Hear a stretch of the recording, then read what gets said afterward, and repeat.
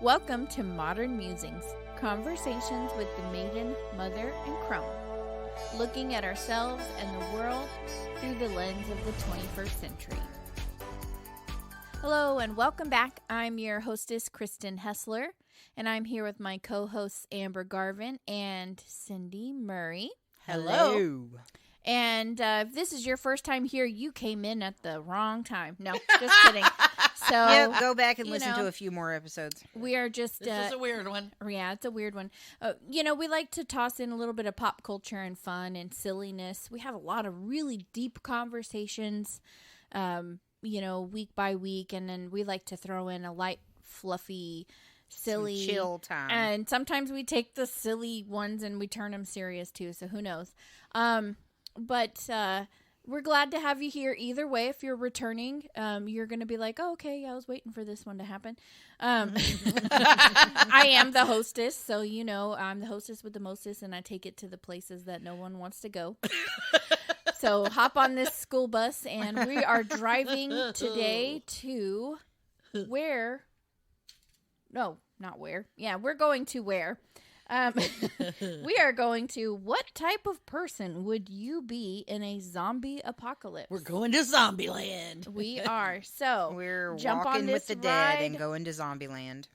So basically, I'm going to take you on a visualization tour. So ladies, close your eyes. If you're driving, please don't close your eyes. If you're listening to this podcast while you're driving, everybody else close your eyes. If I have to. Right? I'm the person that's always peeking when they say close your eyes. I know, right? To see if everyone else is closing their eyes. I'm going to start off with picture yourself where you are. Whether it's right now or a common place that you're normally at. Mm-hmm. Are you about to hypnotize us? Yes. Right? In 3, 2, 1. Bark like a dog. No. Bark. Oh, wow. That was a lot easier than I thought. Man, I should join a job in psychiatry. Okay. I'm being serious. You just killed your mom. I choked to death on my own laughter. Wow. She's about to She's turn the into a first zombie. Yeah. Right.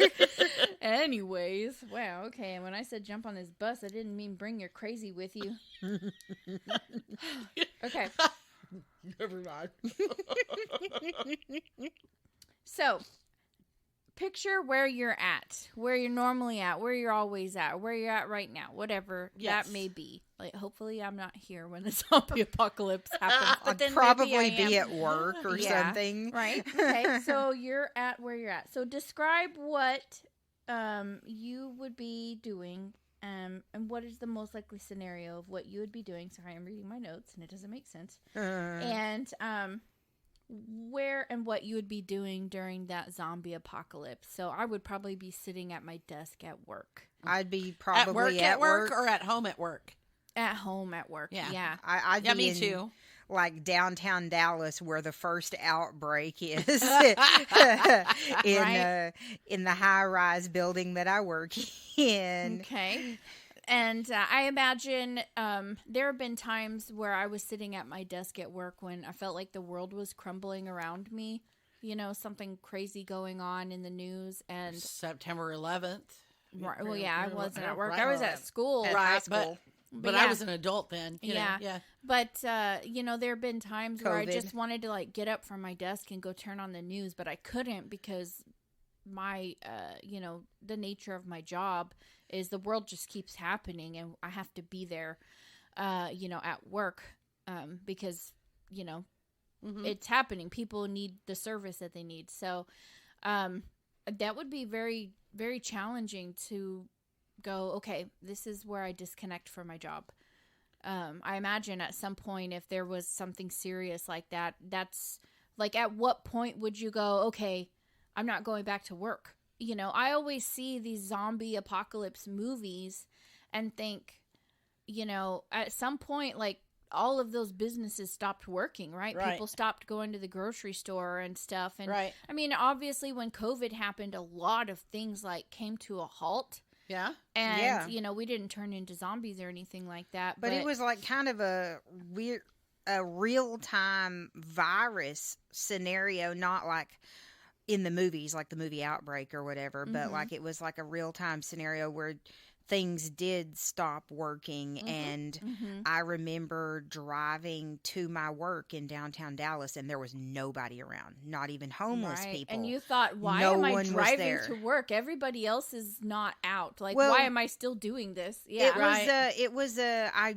went in to get my stuff because we were going to be working from home for a while, so I needed some things from the job, and we had to have a sign on our car saying that we were an essential worker to drive into downtown Dallas. Did that too when he worked at nighttime. Those like first 2 weeks, he had to have a sign in his car stating, or not necessarily like a sign, but it was a document that stated he was an essential worker. In case he got pulled over. Yeah. Right. And I thought, oh my gosh, what kind of world are we living in that you would just get pulled over for driving? Yeah, and I remember driving on I-35 when it was always so busy every day. But I remember the weeks leading up to the shutdown where traffic started getting thinner and thinner driving to work. And I remember thinking, wow, this is weird. And I remember my coworkers and I talking about like traffic, talking about traffic in the morning, like people had been starting to stay home and kids were still going to school, but businesses were shutting down and people were scared and they were starting to stay home. And then I remember in the midst of it going to downtown Dallas and how creepy it was, kind of like when Rick wakes up from a coma. No, what's the movie with Cillian Murphy? 28 days later, he wakes up from the coma in London or wherever he's at. I think it's London, and he's like walking through downtown, and it's dead. No one's there. Yeah. And Rick Grimes, he does that too. That first episode, he's like woke up. Oh yeah, and he's like, where is everybody? And his first instinct was to go home. So, obviously, in your scenario, Mom, you probably would be here. I would be here, and would probably just one day wake up and go, I'm not going into work today, or maybe you would leave in the middle of the day. I'm sure be home. School would probably shut down, like if something crazy, because if there's like crazy weather or whatever, like if something crazy like that happened and like something broke out in downtown Dallas, we would want to get the kids out as safely as possible and just shut down, and kind of like COVID, like we shut down. We didn't come back. I equate COVID to a lot of those things because, like, for me as a travel agent, if a zombie apocalypse started happening, I would see just a sudden turn of my clients saying, I need to cancel this trip and get my money back. I want to get my money back. I need to cancel, which is exactly what happened with COVID. Right. Because the outbreak started, in Asia, and then it moved to Europe. And I had clients traveling to Europe, and they're like way back in like January, February saying, okay, we're starting to get concerned about what's happening in Europe. We're ready. And so my stuff turned, like, kind of like you were talking about how the traffic changed. My traffic changed to reflect that people weren't booking travel anymore. They were suddenly saying, I don't want to be on a cruise ship.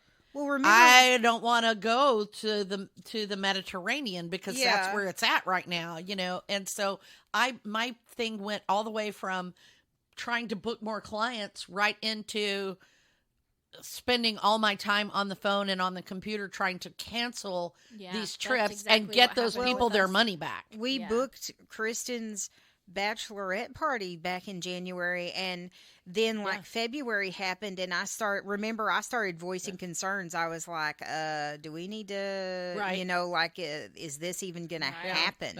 Right. So at some point you go from everything is normal to maybe I should stop doing these type of things, right? Yeah. To a preparedness mindset. So at some point, like if your scenario wasn't COVID, your clients would at some point give up on trying to get their money back. There would be something else more pressing, which is life preservation. So that's where I wanted to take the next step in our conversation would be, what would you prep for, knowing what's going on in the world? Like, obviously during COVID, we were like, okay, we need to prep for toilet paper and supplies. Well, and that's why we had some people overreacted to that. Right. Yes. But that's because one person said, hey, I'm going to go get a bunch of toilet paper so I don't have to go out and buy it. And then everyone went, oh my God, that's a good idea. And they all rushed to go buy the toilet paper, and then there wasn't any toilet paper. And then all the people going, wow, everyone's rushing to buy toilet paper. There's not going to be any left. So they tried to go buy toilet paper.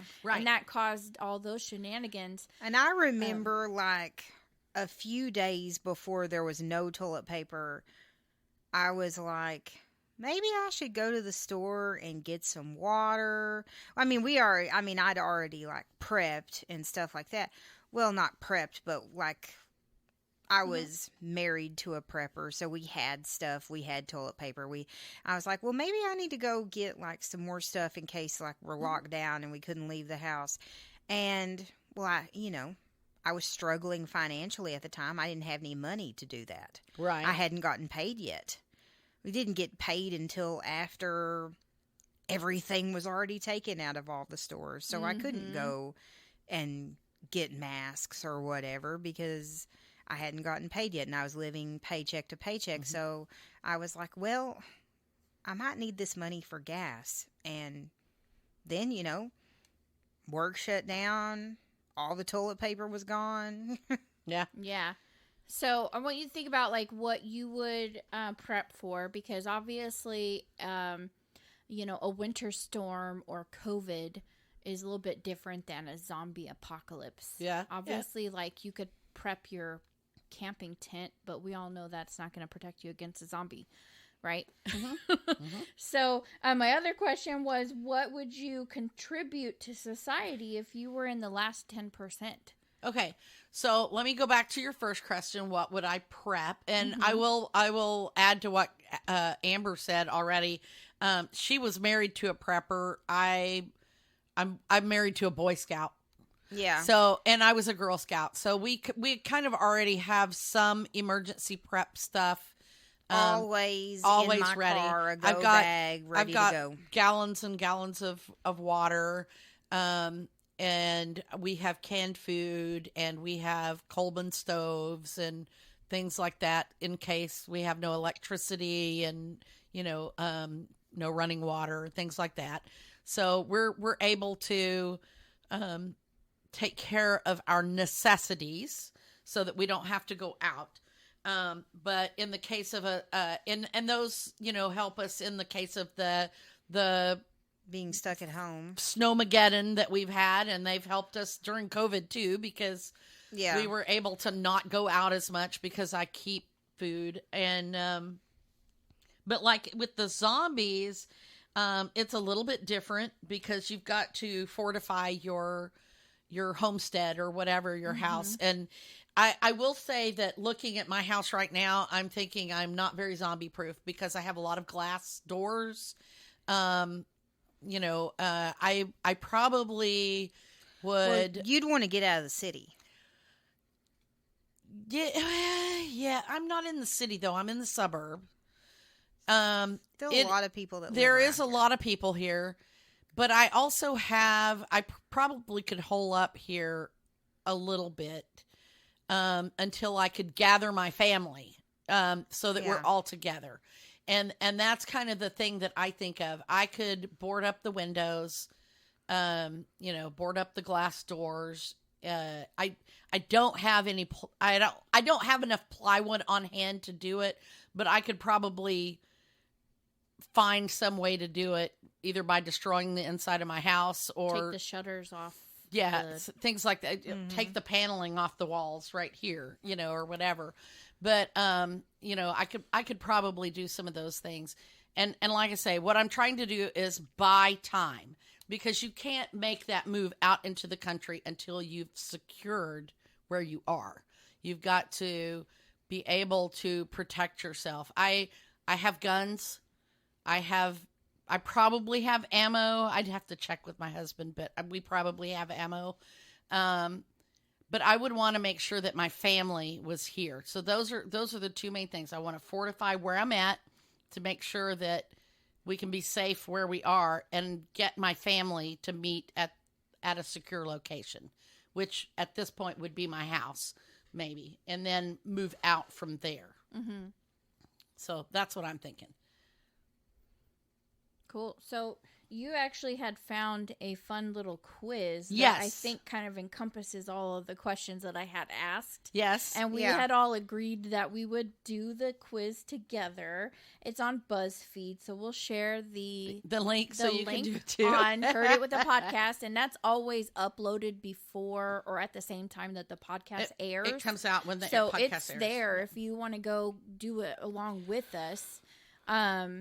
It's there. And so we're just going to go down. It's called Using These Tools and Hiding Spots Could You Survive a Zombie Apocalypse? Mm-hmm. It's hard out there for a human.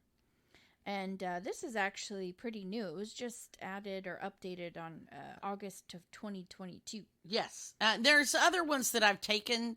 And I tried to find the one that I've taken before. It was just a little quick quiz. It was just all questions and no graphics or anything like that. This one actually has some graphics, it looks like, but it looks pretty interesting. So yeah. All right, so let's take it away. So the first one is, what kind of area would you live in? So that's kind of that debate that you guys were having. The city, yeah. So the options are the city, the country, small town, or a mountain. I'll be the first to go to say I think a small town is going to be the best option.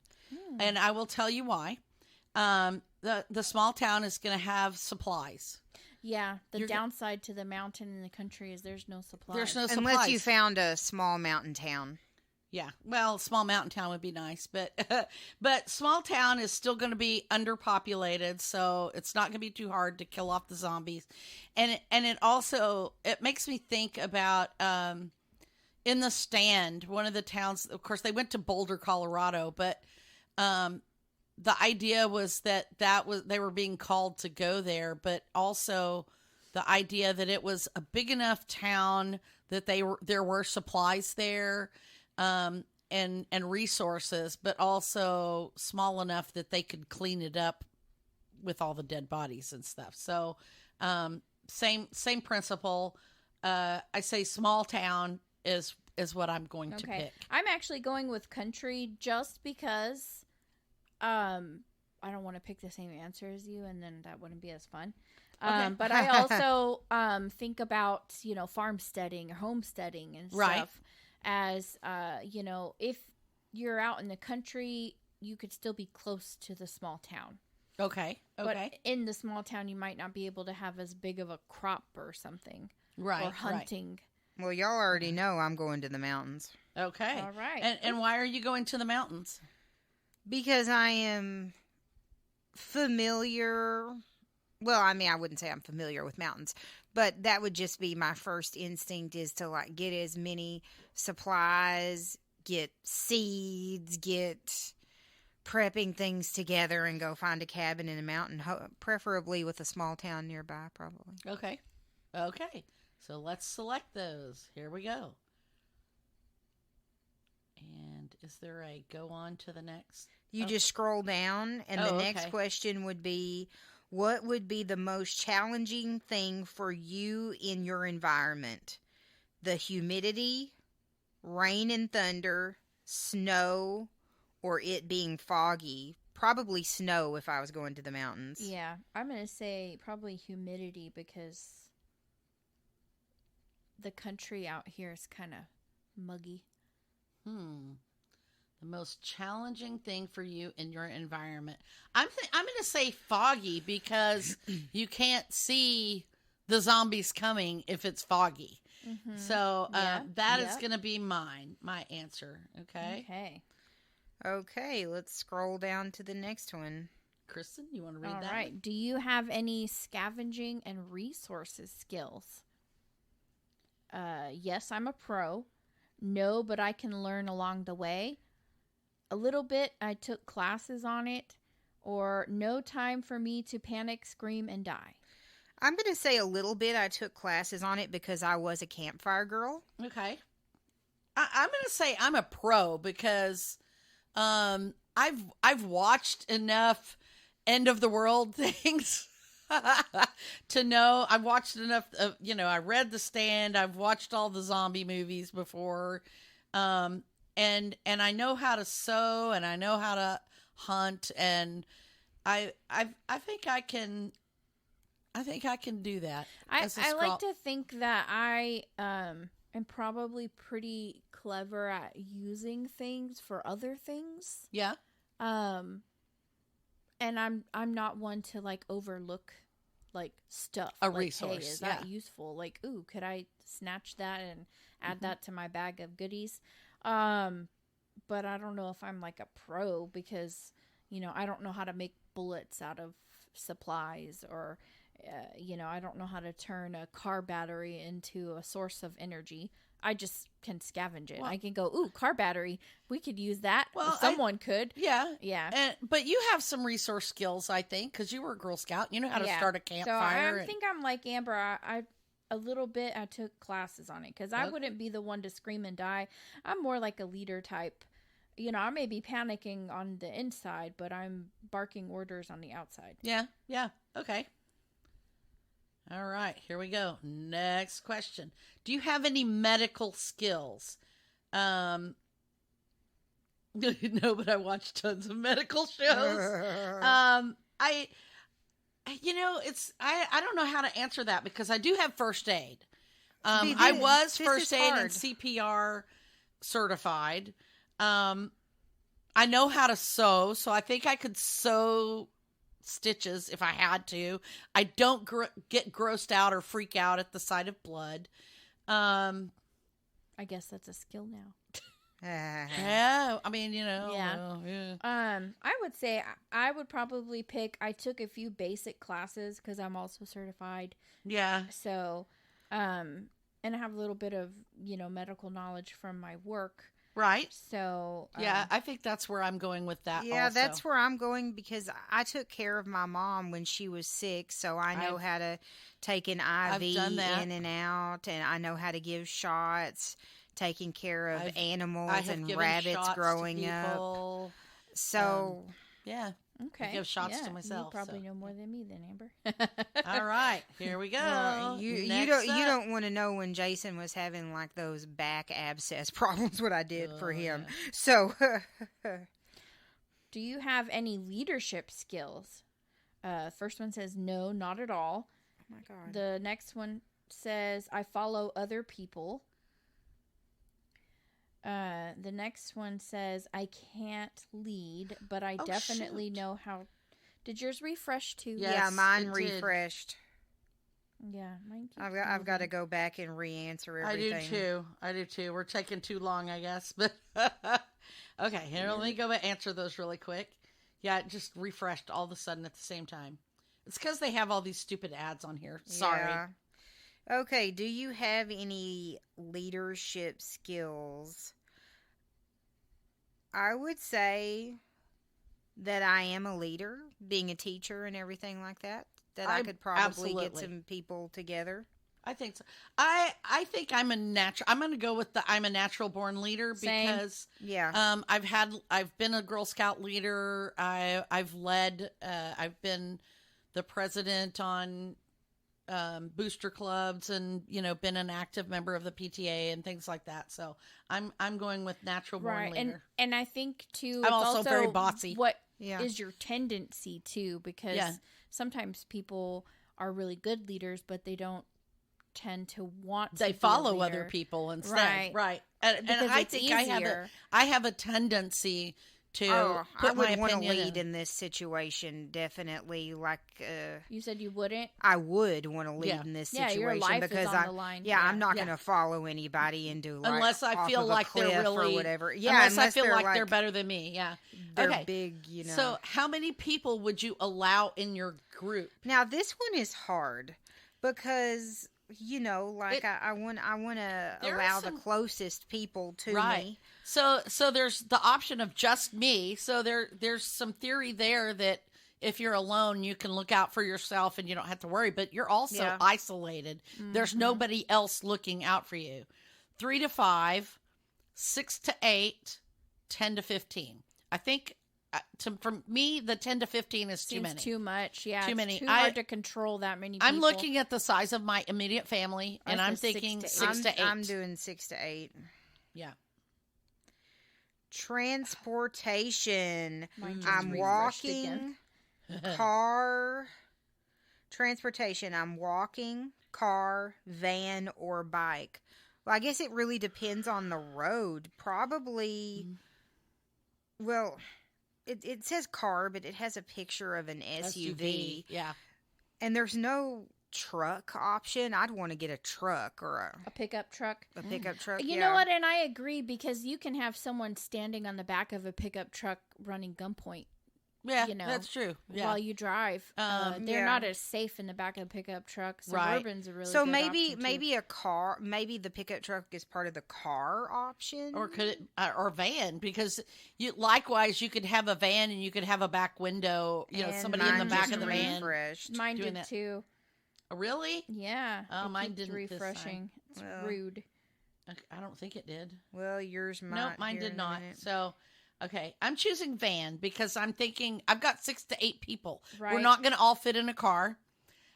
If we're all walking, we're in danger, and we can't all ride a bike either. You know, a zombie can jump out and get you on a bike. At least if you're in a van, you can roll up the windows, close the doors, and you're safer.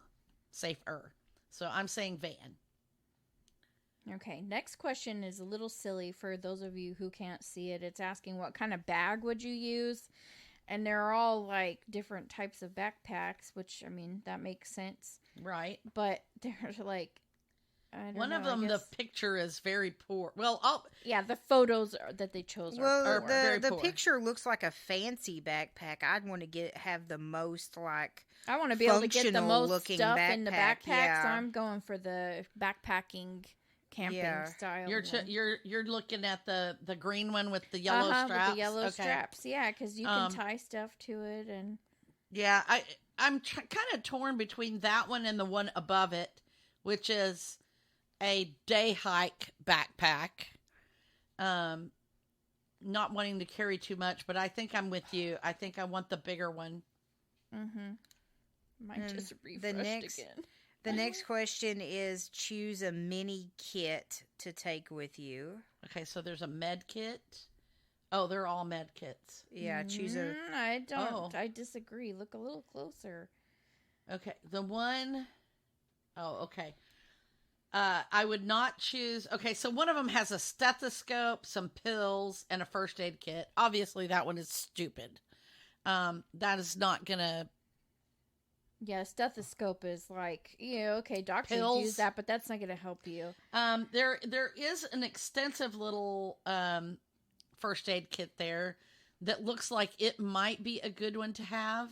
Yeah, but you want the other one with the gun and the hiking shoes. Exactly. And then there's one with alcohol in it, so. Well, I'm just trying to describe these for the benefit of the people. That is not a gun. Y'all have to use your eyes. That's is a camera tripod. Oh, is it? Okay. That is camping gear. Then, which I would actually probably still take that one anyways, because if you just only had a first aid kit... I mean, at least that one has hiking boots and campfire fuel and a tent and a sleeping bag and a mess kit or a cooking kit and a bunch of camera gear. So, and then one of them is a first aid kit with alcohol. Well, maybe I just need to drink and let it be done. No, I would not survive the thing. All right, last one. Lastly, choose your weapon. It just refreshed again. A sword, a bow, a knife, or a flamethrower. I'm going to have to go with flamethrower. I'm actually going with a sword. Right. Man, I'm a fire sign. Flamethrower it is. You know what? I was thinking the same thing, because a knife... That's too close. You're waiting until... Yeah, you're waiting until they get right there. The sword, I don't know. Still close. You're still close. It'd have to either be flamethrower or bow and arrow. Yeah, I think so too. And I can't shoot a bow and arrow, so flamethrower. You would have to be a really good shot with the bow and arrow for that to be effective. Although that would be a good way to hunt if you're good. Right, flamethrowers no good for hunting. You're just gonna singe everything. Well, yeah, but you're gonna kill all the zombies. Yeah, I'm thinking flamethrower. Okay, let's click this. Congrats. You survived because you're the strong leader everybody needed. I got the same thing. Too. Yeah. What? And we all picked different things. Well, not always different things. Some though. of the stuff. But we picked a lot of the things that really mattered, though. Yeah, I don't know. No, it's no. Mine says no wonder you're a bad beep. A baddie. Like you survived through this. Beep. You might even be running the world with excellent leadership. Is that what yours says too? Yeah, that's what mine says. Yeah. If it wasn't for your brains, you would have not had made it this far. So I'm curious if you go back and you change all the answers to the stupid thing. What? Right. Let yours reload again, Kristen. Oh, mine just reloaded again. Okay, I'm gonna go back and I'm gonna Let's choose all the bad things. I'm gonna say city. Oh yeah. Mm-hmm. And then I'm gonna say foggy. Ooh. And then I'm gonna say no, scream, panic, and die.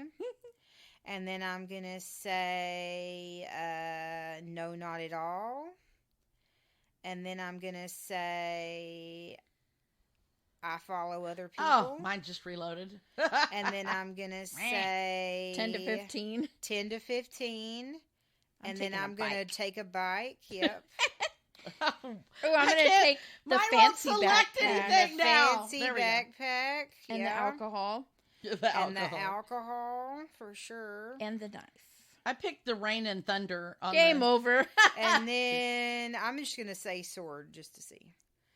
Dang, game over. You didn't make it. Yeah, I got same. Wow, you were one of the first ones to be eaten by a zombie. You were just a bit too soft to outrun the zombie horde, which is so unfortunate because you were such a great addition to the group. Nice. Fun. How fun. Hang on, I'm still working on mine because it reloaded right in the middle of it. And I'm going to put just me. Oh. And I'm going to walk. Oh, okay. Let's see what they say there. And what kind of bag? She'll be just her in the creeper van. Right. I'm going to do that bag. And I'm going to take just the first aid kit. I'm kind of going different from you guys. My weapon.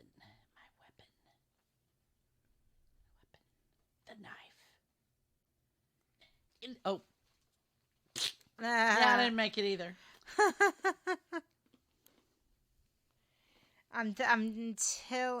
Wait, Kristen, what weapon did you choose? The bow and arrow? The sword. The sword, okay. I was like, and I picked the maybe knife because I knew it was bad. Maybe the second time I picked the knife. Well, I mean, I was thinking maybe they only did that because we did the flamethrower, but you did the sword, so who knows? I'm trying to figure out what we picked. I picked the big first aid kit on mine. Mm-hmm. I picked I picked all of the camping bag. gear and stuff. The day bag, and I picked walking. Walking could have been one that did me in, and being alone. I wonder if it has so many wrong answers ended up. Yeah. A percentage of them. My leadership skills says I follow other people, which would be wrong if I'm alone.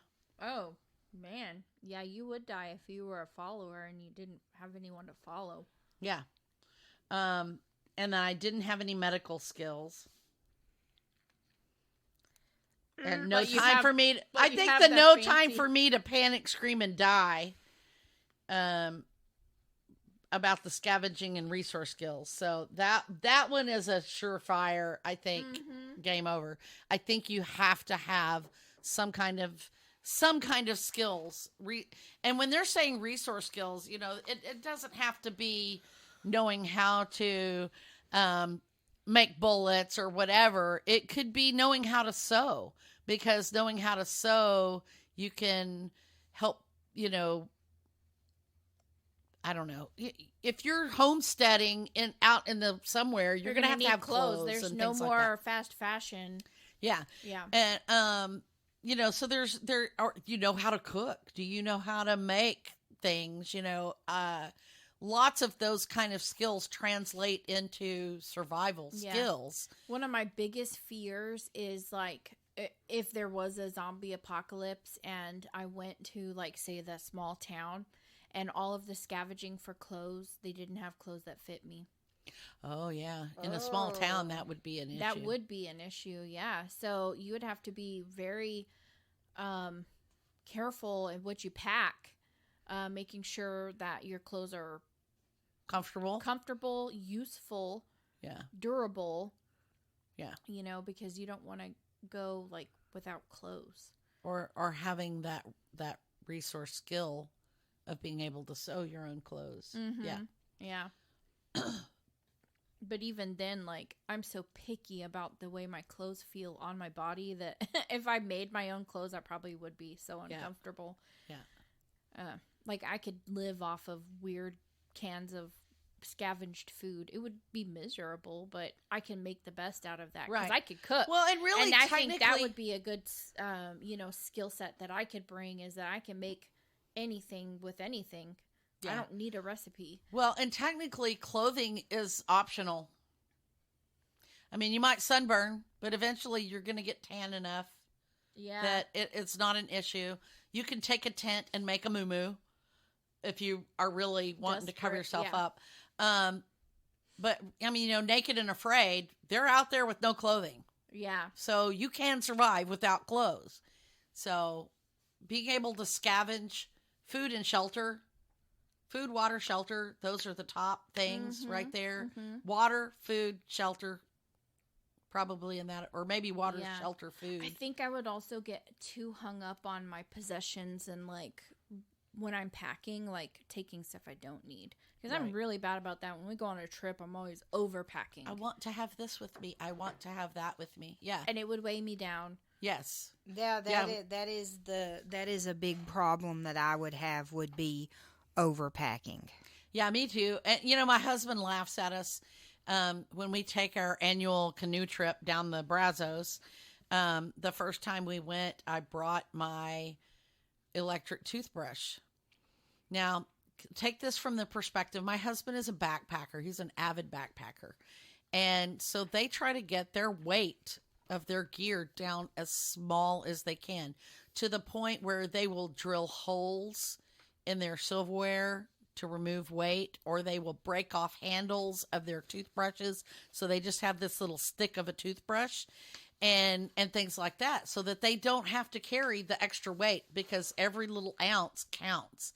Mm-hmm. And so he's questioning me. We're on this canoe trip. My toothbrush takes up a little more room than a regular toothbrush. He has a regular toothbrush, not a sawed-off one, but he's looking at me with this battery-operated toothbrush, and he's like, "You really brought that on a canoe trip? You're camping, we're roughing it, and you brought your electric toothbrush?" And I'm like, "Well, yeah, it's my toothbrush. Yeah, it's my toothbrush. Now, I could take the head off of the toothbrush and just use that." Or bring a regular toothbrush or whatever. But I'm like, I'm not trying to have less gear. I wasn't trying to make it lighter, but in that same sense, I bring a lot of other things that doesn't necessarily, like when we've traveled, we've brought our, sketchbooks and pens and pencils and things. Our tarot cards. Kristen's brought her tarot cards and, you know, other things like that. And so it's, you know, creature comforts. Sometimes we bring them, even though. Would you take your tarot cards with you? On my zombie travels? Apocalypse packing to the small town that one is a...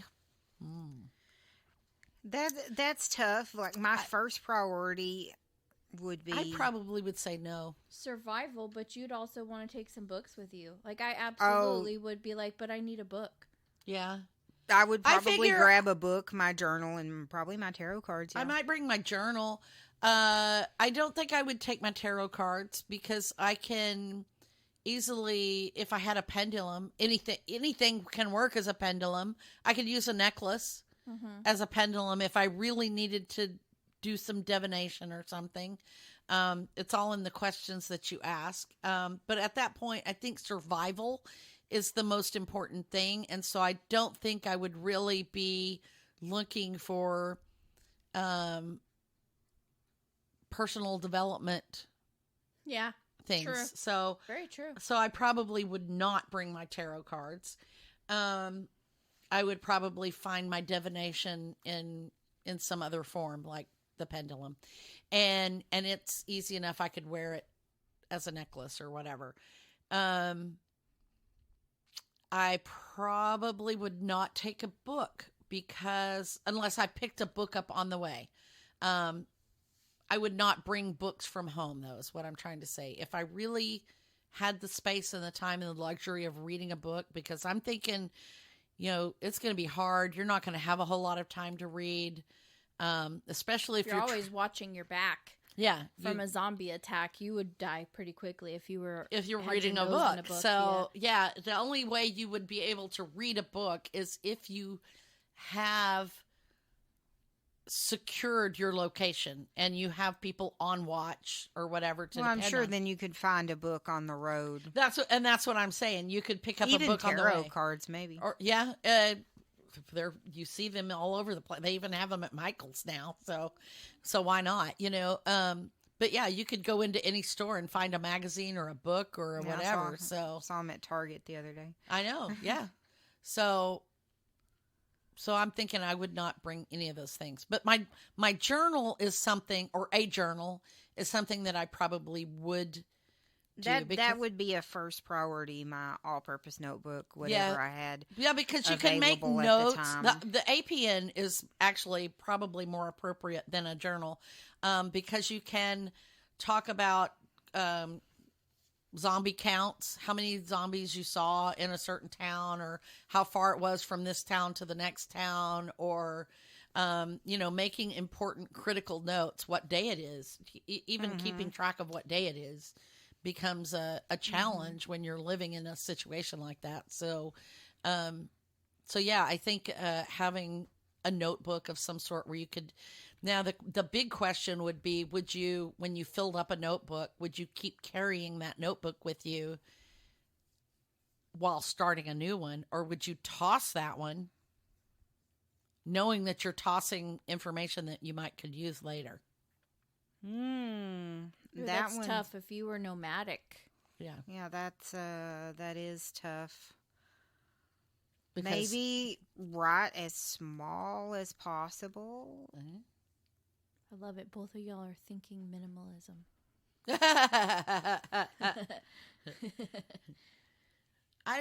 It's there's some big questions there. I mean, I say this, but then I'd be the one carrying my whole house with me. Not really. You have your cats.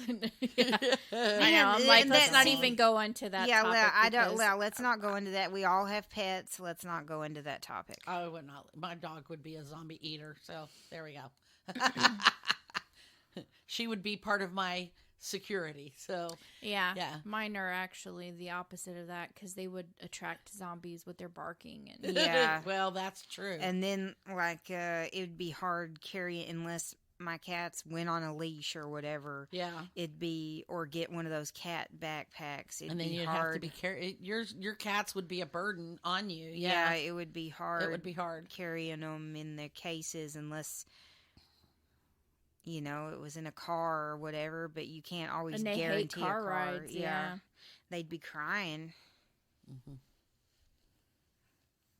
Like a good snack down the road. No. Oh, that's terrible. Okay, I'm done with this. Oh, wow. Get off my butt. Wow. All right, I knew it. Okay, I told you I would. Bad. Oh. Oh goodness. Well, that was fun. So I hope you guys enjoyed that. And that was the silliness, but the seriousness added in there. And And what are we talking about next week? Next week is a topic that's a little darker than zombies. But we're going to talk about abuse in sitcoms. And I'm using that term loosely, but also, you know, I don't watch a lot of sitcoms now, so it may not even be appropriate.